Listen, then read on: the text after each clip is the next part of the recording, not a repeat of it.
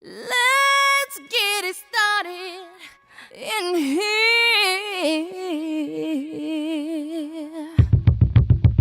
Go. What do workers in this career do? Well, I'm a neurologist, so I take care of patients with neurological diseases like strokes, seizures, migraines, nerve problems, head injuries, things like that. Okay, so do you work directly with the patients? I do. What are some examples of companies that people in this career could work for?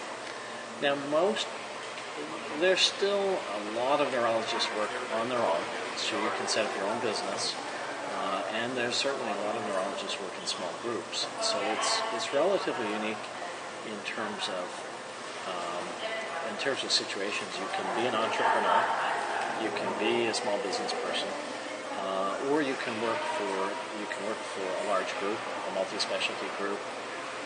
For instance, LCC Bolt or someplace like that, or you can find an academic position. You can work downtown at the medical center. And lastly, you can actually be a hospital-based neurologist. You can just do work in a hospital. How is chemistry used in neurology? Chemistry is used actually a lot. And some of it's not exactly like I talk in chemistry terms all the time.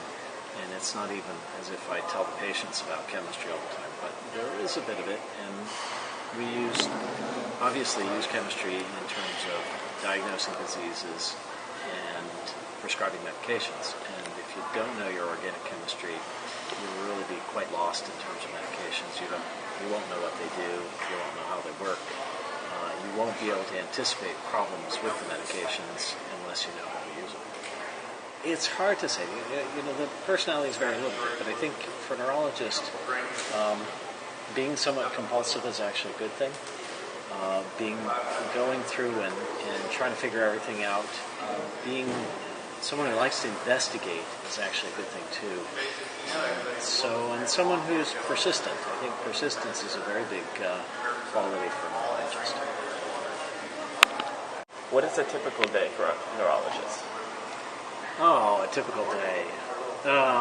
Starting usually in the morning, we do short rounds and go to the office and see patients all day. Generally in the afternoon, to go and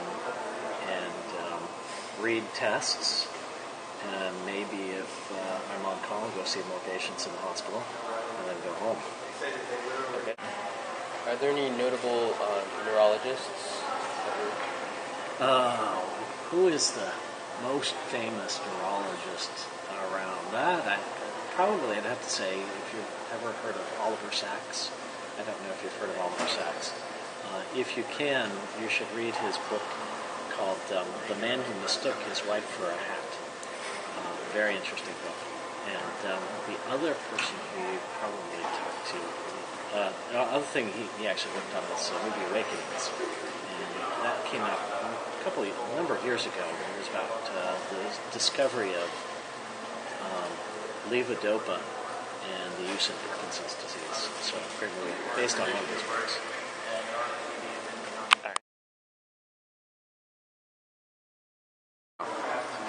What training did you undergo to become a neurologist? Like, what major did you complete in college? I actually went to college as a chemistry major, and I did mostly theoretical chemistry in college. I went to medical school for 4 years after that, and then a year of internship and 3 years of neurology training. So by the time I got done, I used to kid people, say that was grade 24. But by the end, you're doing all the stuff. You're doing neurology. You're doing all the stuff that's really interesting. Okay. Is it competitive to become a neurologist? Is it a competitive profession? It is. It's, put it this way, it's not that hard to get a residency, but it's hard to get to the point where you can get a residency in neurology. It certainly takes a lot of studying, both in college and in medical school. Okay. If you look at the statistics, the number of patients who are going to need neurologists is probably going to increase at least 50% in the next 10 to 20 years. At this rate, however, we're not graduating very many neurologists. In fact, there are more neurologists retiring than graduating.